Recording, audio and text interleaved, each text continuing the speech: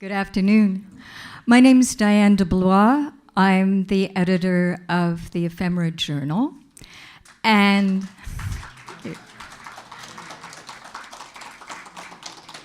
I'm very pleased to let you know that our next speaker, Fred Woods, already has handed me in his article that will appear in the May issue that will be based on this presentation. Now, Professor Woods, who's a teacher, a professor at Brigham Young University, has come a long way to speak to you from snowy Utah. But to do his research for this particular paper, he also went a very long way. He had a fellowship in Oxford to investigate the English end of the story that he's about to tell you.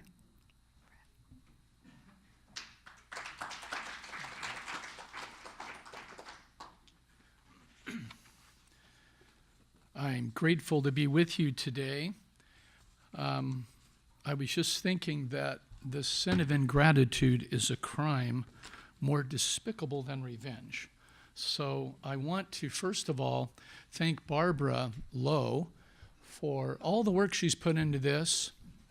And is it Mary Jane also as her assistant, right? Mary Beth, and others. So thank you so much.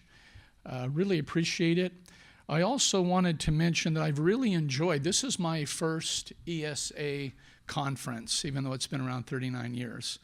And I appreciate the preparation that's gone into each of the presentations, and for me it's been a time of reflection and thinking about how I can do what I do a little bit better. Before I get going here, I think I want to bring something up. I'm thinking about Thomas Jefferson, who said that students only want to know two things. He was 17 years old at the College of William and Mary. They only want to know two things. Which books should I read, and in what order should I read them? Yeah?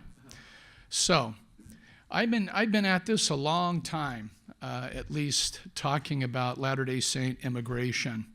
And anyway, this website is on your program. If you'll see, it's the website. I wanted to show this to you.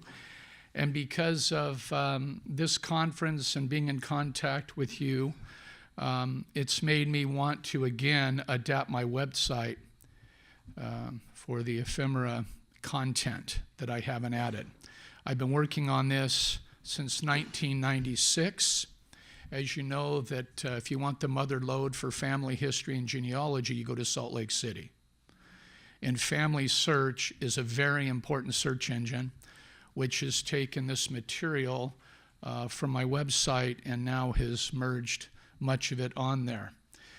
I want to also thank publicly Stephen H. Jaffe, Jaffe, who, when I was doing my research in 1996, I just went back to my journal, I wanted to have it exact. November 4th of 1996, I went 39 miles from where we're at now to the South Street Seaport Museum. He was the curator on the sailing of immigrants to America. And when I was talking to him, I had quite an experience in which I had gone back to do research to write a book on this topic. But as I was visiting with him, he said, look, the Irish have done this content. Why don't you take all of the passenger lists you have, link them with the journals you're looking for, and then, so anyway, this is how this is set up. So you have the names of the passengers on all known voyages that Latter-day Saints made from 1840 to, now I'm up to 1932. So that's linked also with the passenger list, the voyages, and what I think is most important, over 1,300 first-person 19th century immigrant accounts. Now, if you've ever tried to look for these, you go to Beinecke and you'll find a few, and all the way Bancroft Library. But anyway, I've been doing this for nearly 24 years. These precious first-person accounts really give you the story, right? So I love to tell the story from the source and not where the cattle have muddled in it downstream. So this is an authentic voice. You must look at this as far as just American history in general and European as well. So with that introduction, I'm going to go back to my presentation here. And I've decided my paper will be published. Thank you, Diane. This will be a version of what will be published, not exact. I decided that at 4 o'clock it's probably better to not read my paper because some of your biorhythms are down. And so anyway, the sail before the trail, or have we missed the boat? This has been an interesting thing to me because I think there's a cultural myopia that blurs the vision of, at least for Latter-day Saint historians, who was really a Mormon pioneer. Most of them are landlocked. They're not living on the ocean, so to speak, and port towns. And so it's very interesting to me that we've really documented the trail portion, but we have not done the maritime. So I did my dissertation on Hebrew, or water in the Hebrew Bible. And when I got done with that, I started exploring this, and I'm wondering, why don't Latter-day Saints spend more time? It's only, 10% of the trip is crossing the plains. Why don't they talk about the maritime portion? So it was through studying Hebrew Bible, water in the Hebrew Bible, that led to a question that led to what I've done the last 24 years, and that has led me to wanting to be a part of this conference and to knowing that good is the enemy of great, and wanting to improve my website with the content of the things Ephemera. So here we go. Latter-day Saint immigration to America in the 19th century. Look in the picture. Do you remember Robin Williams, Dead Poets? Carpe diem. Yeah? If we could get in, I want to try to get into their minds a bit. I think it comes from the first-person accounts, this composite testimony of why the Latter-day Saints immigrated to America, which they called Zion. Okay, for Jews, Jerusalem was Zion. For Latter-day Saints, it was coming to America, the Promised Land. This is from one account in 1844. I left the home of my birth to gather. The company with which I was to sail was all strangers to me. When I arrived at Liverpool and saw the ocean that would soon roll between me and all I loved, my heart almost failed me. But I had laid all my idols upon the altar. There was no turning back. So I thus alone set out for the reward of everlasting life, trusting in God. Let me just say this, that you'll see that it's very important to understand you will not understand Latter-day Saint immigration unless you understand it was a religious migration. Anybody that does immigration research knows that there's push and pull factors. For them, the primary reason why they want to come to America is they want to gather with the saints, and so that's important, and they want to leave Babylon. The world, or Europe, is Babylon, and they want to come to Zion. They want to come and become a people that's pure in heart, of one mind and one heart, that dwell in righteousness, with no poor among them. Yeah? And something else to realize is that the Latter-day Saint missionaries are not paid. They go without purse or script in the 19th century. I served a mission to Australia, and I'm the only Latter-day Saint in my family. In fact, I might just say this. If you know who Ferris Bueller is, he and I would have been best friends. Okay? I'm from Southern Cal. I'm a beach kid. I graduated from high school with a 1.7 GPA. And it's just crazy that this hippie kid from Southern Cal is now teaching religion at Brigham Young University, if you get where I'm coming from. So I've looked at this topic from the outside looking in and now the inside looking out, and it's been fascinating both ways. Anyway, nothing uninteresting, only uninterested people. But going back to Latter-day Saint missionaries, they are teaching a message that the primitive church, the Church of Jesus Christ, has been restored. They look at the Reformation of the Protestants, although they respect them, as not quite getting it. You can't put a live branch on a dead trunk. So they feel like there needs to be more than a reformation. There needs to be a restoration of the church. So the Church of Jesus Christ of Latter-day Saints, they're teaching this message. They have these posters that are set up. There's always opposition to them, particularly a dozen years later when polygamy kicks in, right? That's when it really gets crazy. But anyway, you see these, so to try to battle that, they often would have Latter-day Saint periodicals all over the place. As soon as plural marriage was announced in 1852, we see these publications in the 50s, the Western Standard in San Francisco, to the East Coast, the Mormon in New York City, as far away as Sydney, Australia, with the Watchman. They're different places because they would not publish the rebuttal that the Latter-day Saints had, so you'd get the anti-Mormon literature, but they wouldn't publish the other side. So they created their own newspapers. There's some very bright individuals, Dr. James Talmage, that will come to England and try to present a more favorable view at a time where there were things going on. This is early 20th century, trapped by the Mormons. Another one was the Mormon Maiden in 1917. The general director was Cecil B. DeMille, that would later come around and do a lot of wonderful things. 70 films in the 20th century. I just completed a paper showing how his views changed 40 years later. He became best friends with the president of the Church of Jesus Christ of Latter-day Saints, David O. McKay. And when he released, he did his screening for the film The Ten Commandments in Salt Lake City. Okay, they became dear friends, and that changed through that friendship. Now, Liverpool was the main port of embarkation. And it was a sailor's paradise because it boasted of having 2,000 pubs. Okay, and you can see here by 1840 it was the most active international port of immigration in the world. And so the rails connected well there, easy to navigate the Mersey. And it was also where the Latter-day Saints had their mission office on 42 Islington Street. And so this was the hub. Sometimes there'd be as many as a dozen nations coming together at Liverpool. The Scandinavians would gather at Copenhagen, and then they would cross over and make their way to where this large area was.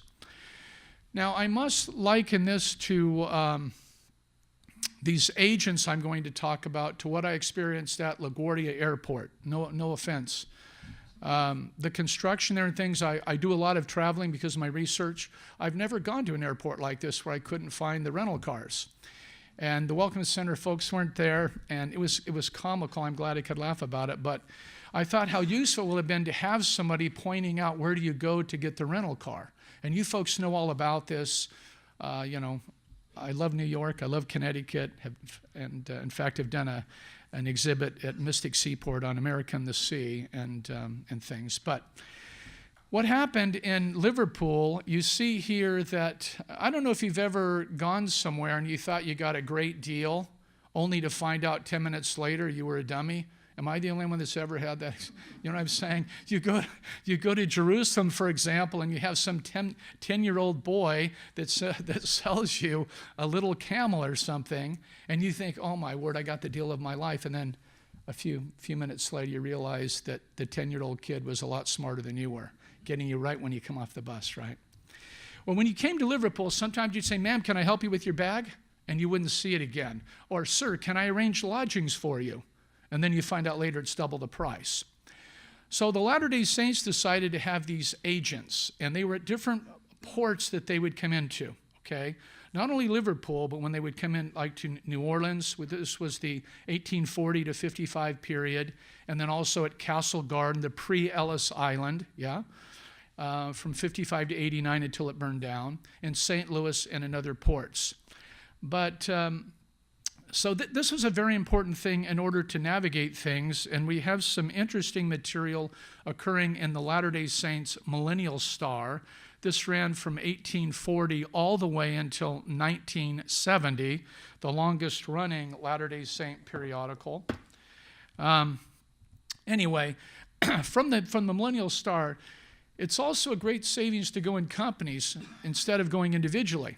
First, the company can charter a vessel so as to make the passage much cheaper than otherwise. Secondly, provisions can be purchased at wholesale for a company much cheaper than otherwise. Thirdly, this will avoid bad company on the passage. So they try to actually charter the entire ship rather than, but sometimes they would not be able to do that, and that became interesting. And so they would also have Latter-day Saint leaders that would arrange to have different guards at different places to keep the sailors away from the good-looking Mormon women, okay? So these things were reality. Fourth, when a company arrives in New Orleans, they can charter a steamboat to reduce the passage near one half. This measure will save some hundreds of pounds on each ship.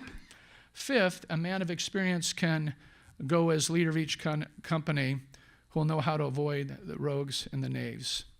So there were sharks at sea, there were sharks on land, and so they did this, and the agents weren't paid, I might add.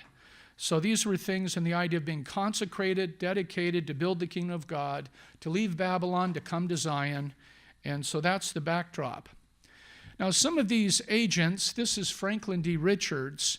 This is an interesting one. He was there in the mid-19th century, and then when the Transcontinental Railroad opened in 1869, May 10th of 1869. He was also at Ogden. He was the person that was transferred there to, again, very experienced to take care of these things. So he was a licensed passenger broker. They had quite an intricate system of sending out when the voyages would go, and they would work with their branch presidents, their ecclesiastical leaders, and they had quite a system. They would select leaders to cross the ocean with them. There never was a ship that went out of Liverpool that wasn't dedicated. I appreciated the presentation about the Irish, and you'll see sometimes in pictures where a blessing's being pronounced by a Catholic priest on the, as the immigrants are leaving. The Latter-day Saints always dedicated the vessels. And it's interesting because they had the best safety record of any immigrant people in the 19th century. There wasn't one single voyage that ever went down carrying the Latter-day Saint passengers, okay? They would pray special prayers, fasting when storms were terrible. You read accounts where the elders, ecclesiastical leaders, would put their right arm to the square and rebuke the winds and the waves in the name of the Lord, and accounts of a peace coming. So they believed in these things, that it was divine intervention, as well as working with a very important shipping company called the Guion Line. They worked with the Guion Line for 25 years, from 1869 till 1894. And they never had one written contract because they trusted the Latter-day Saints so much. They didn't feel like they needed to do that, and so they never did. But here's the headquarters, mission home. Here's some missionaries that would take care of their precious converts. So another thing you should understand as we go through this stuff is that conversion went hand in hand with immigration. Convert, leave Babylon, come to Zion. Convert, leave Babylon, come to Zion. That's a very important part of all this. And the immigration was very intricate. It was very orderly. Times getting up, having prayers, cooking meals, and the hygiene and order was noticed by the captains.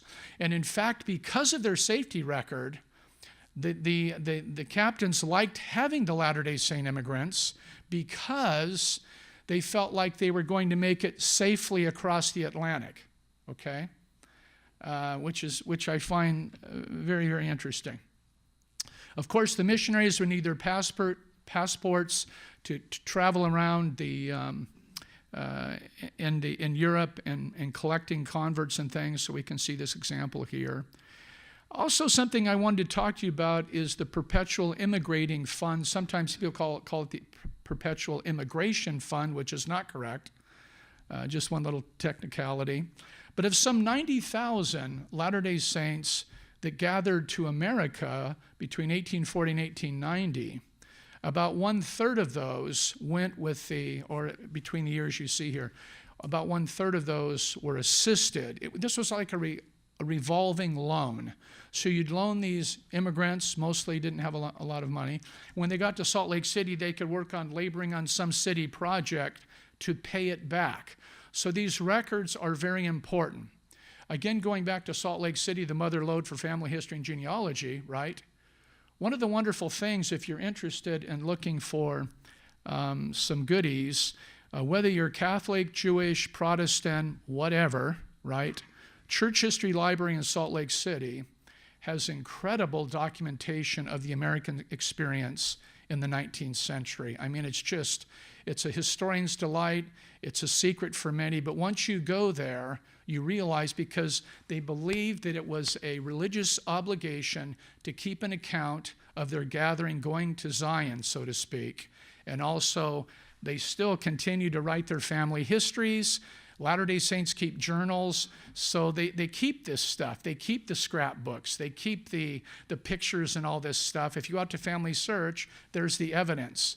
It's just by the truckloads. So it's something that historians that are dealing with these things in various areas, including what this conference is all about, would find arresting, riveting. Sleeping and eating would become a burden. Because if you have passion for this stuff, you're going to go, wow, I didn't realize this stuff was here, right? So this is very exciting. So we have these ledgers, and so really, really fantastic things. Payments, showing payment that was made with various people that came through.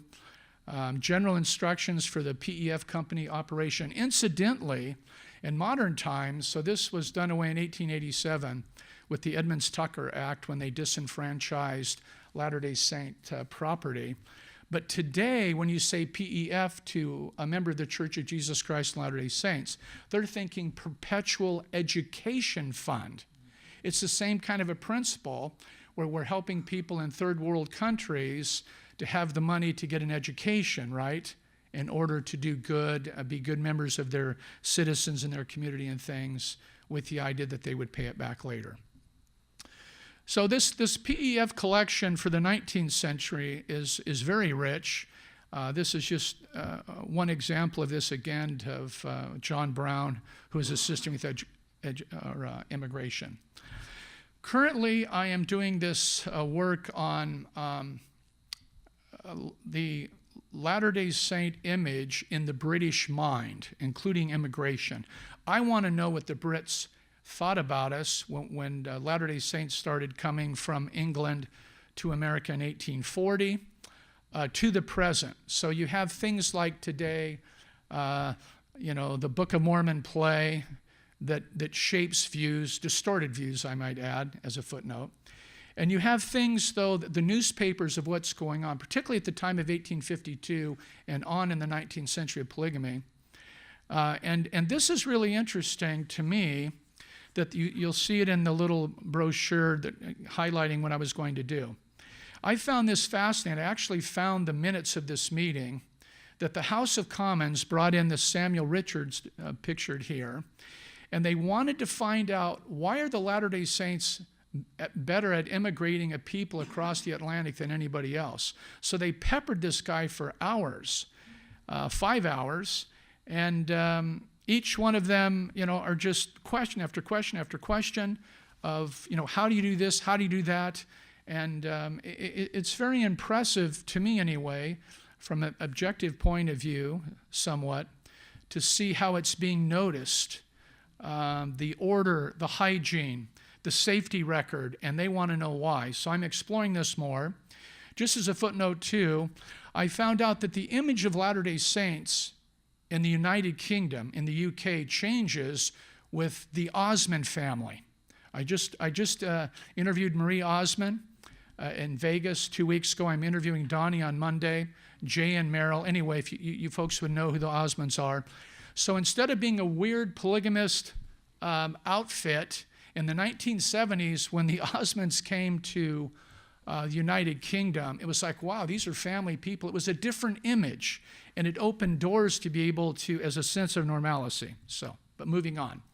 One of the things I'm interested in also is gathering this ephemera related to drawings and works. This is an illustrated guide coming from Liverpool that was done by Frederick Piercy. And this is quite a book, published in 55 by Franklin D. Richards, I just showed you.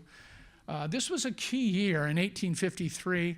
I try to find poetry and song, in the journals, but, and I thought, they probably have never had a song sung in 39 years at the ESA conference. Have you ever had that?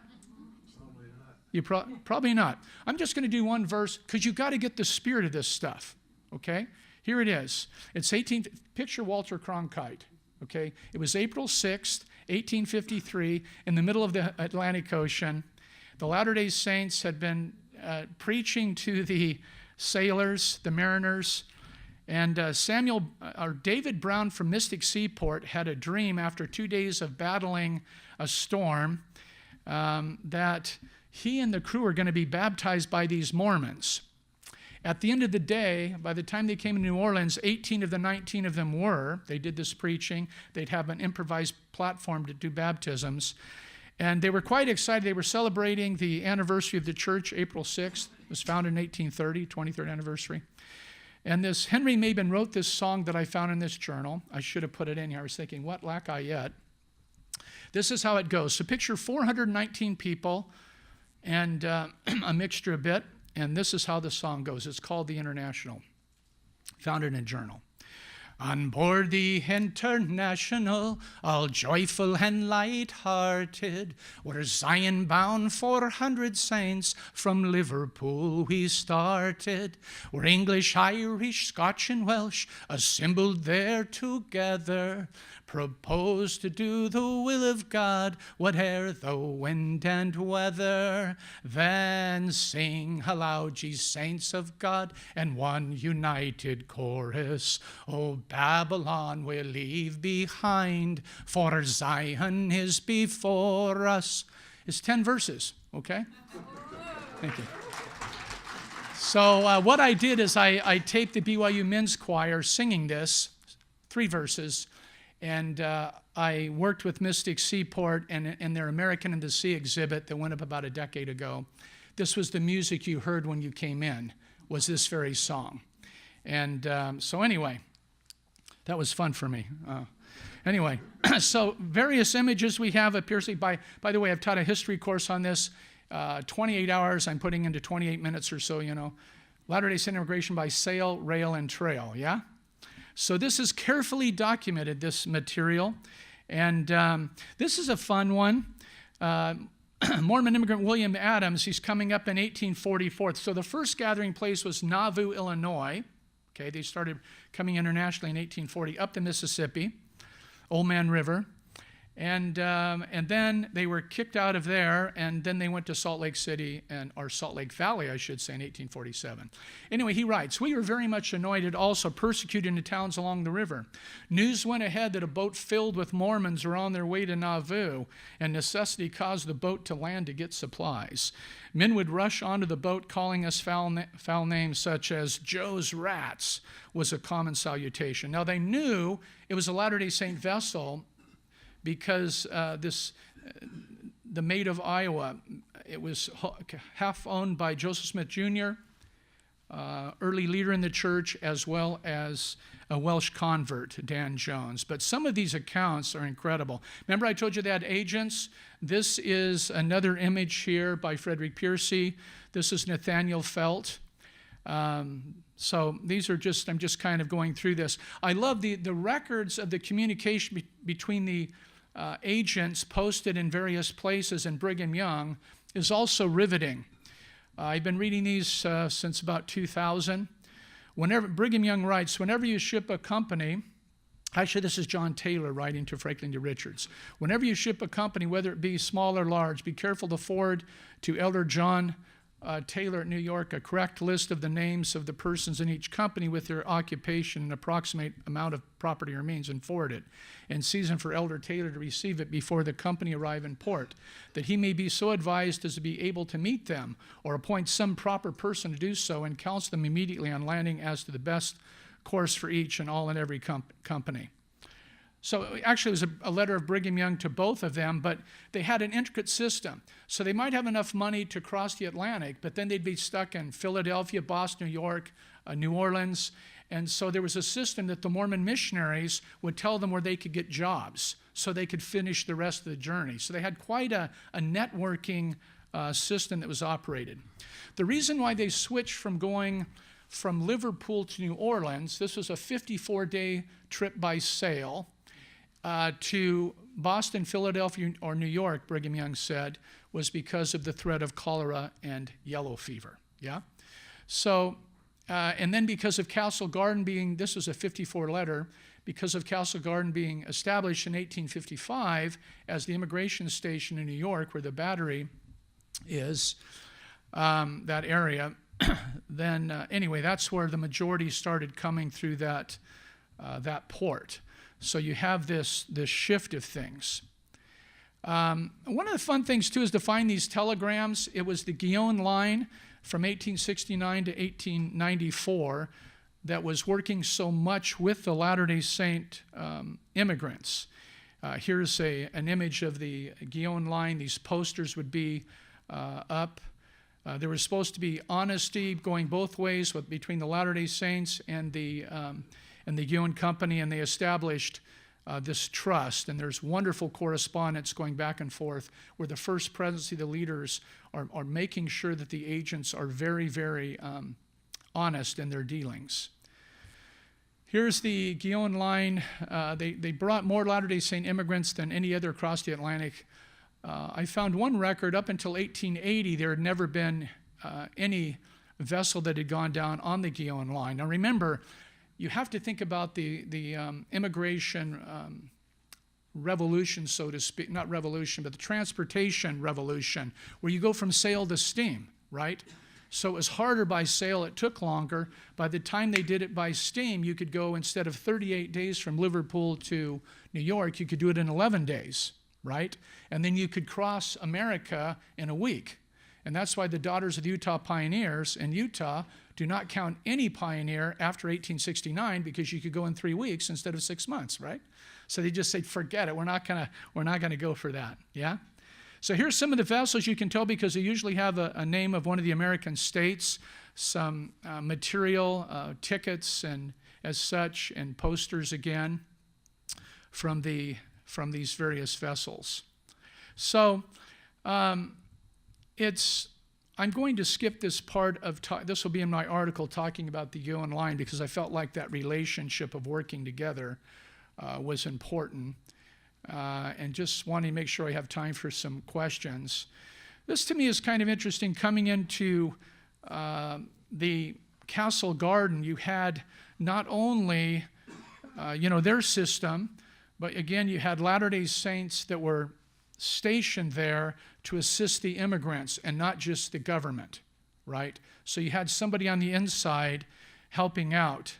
And these are some of the leaders that were in New York. And Brigham Young would pick the very best articulate men that when they're interviewed by the newspaper, that they could respond quickly, accurately, and with good reason.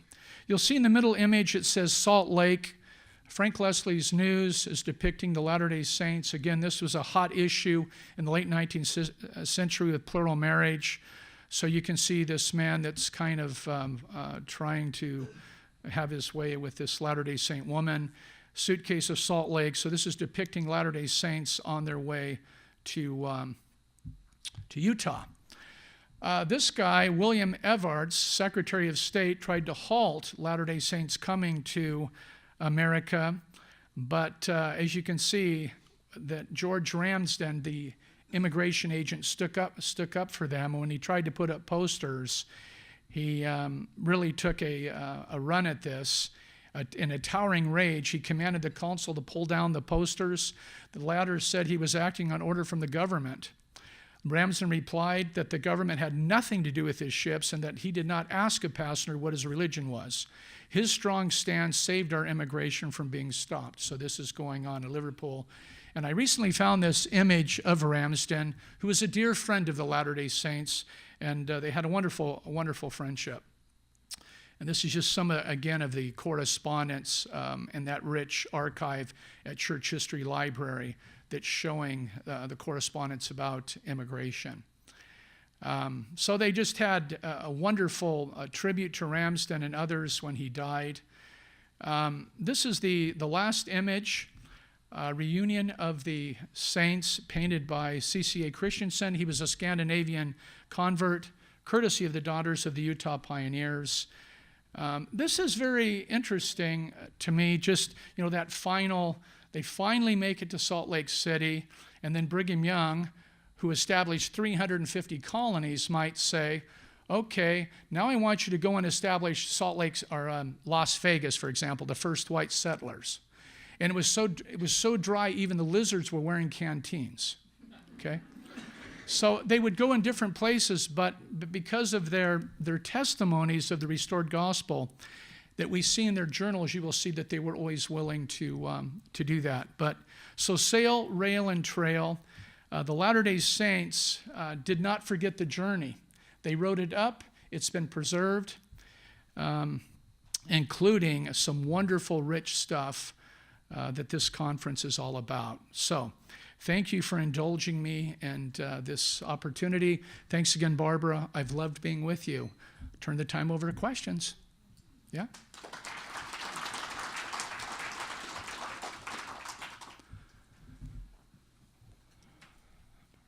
Okay. Loud voice, because I don't hear well with this ear. I even have a microphone. Maybe Okay, that good. would help.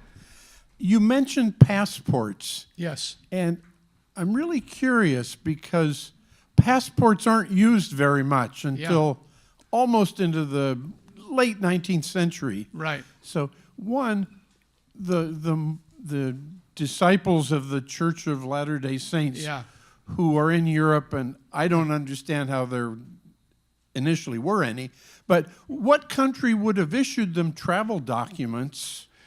This guy, let's see, he was going to the Netherlands, so I'm trying to remember. I think the date was 1859. You don't see a lot of this, by the way. They just simply go.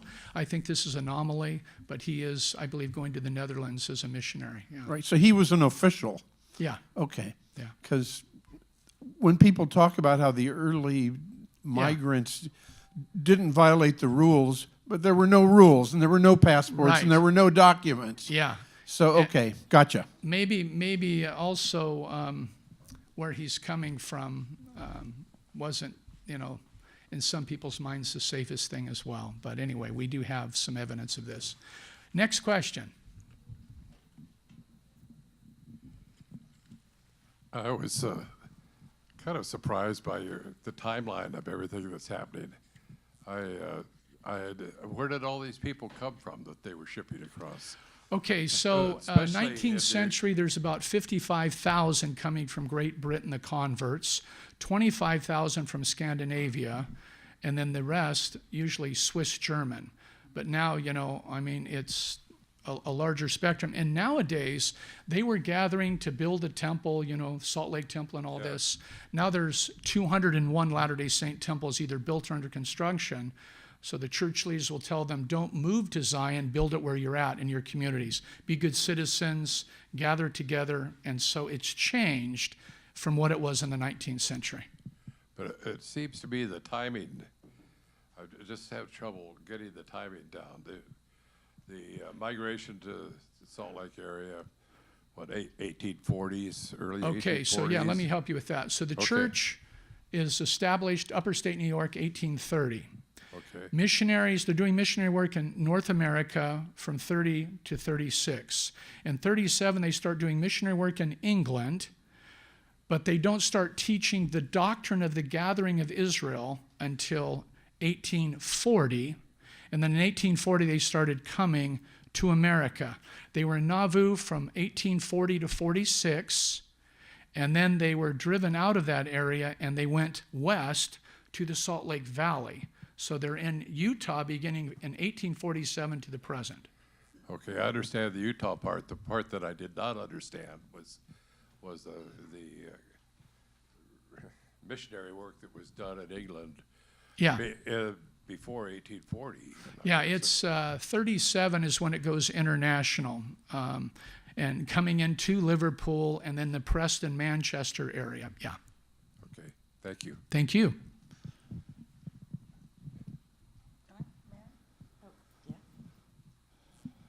Well, how many missionaries did they send from America to England in 1837? There was only 7 missionaries in 1837, and in a year and a half they had 1,500 converts. In 1840, the Quorum of the 12 Apostles goes back, and so there were actually, by 1851, we have a religious, those of you that do genealogy, we have this religious census, which is unusual for 1851. By that time, there were actually more Latter-day Saints in Great Britain than there were in America, okay? So it really grew quickly. We had I teach a course on the global Church of Jesus Christ of Latter-day Saints at BYU. And so Latin America, tremendous growth now. In Africa, tremendous growth. It's not growing as much in Europe now. And in Japan, we had a heck of a time because of the culture, right? It was, I mean, different cultures don't lend themselves maybe to someone coming in for any Christians in that early time period. So it's every area has these cultural things that are going on, and so you have to learn the way the Apostle Paul did it, to all men I'm all things, and learn how to adapt and navigate. Yeah.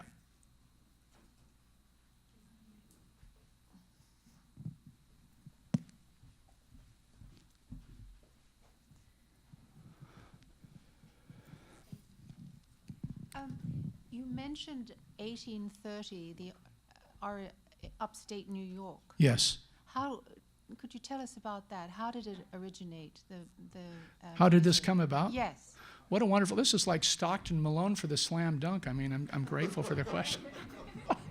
No, I'll be brief. But long story short, Joseph Smith Jr. is a farm boy with a 3rd grade education. His parents belonged to different churches. He's wondering, this was the burned out district, that was going on at this time period. And he's wondering, is it the Methodists, the Presbyterians, which church is right? And there was a minister that gave he used James chapter 1, verse 5, if any man lack wisdom, let him ask of God. And he was very moved by this passage and decided to pray. And in answer to his prayer, Joseph Smith reported that he was told to join none of them, but that he was to be an instrument in the hands of God in restoring the primitive church of Jesus Christ to the earth.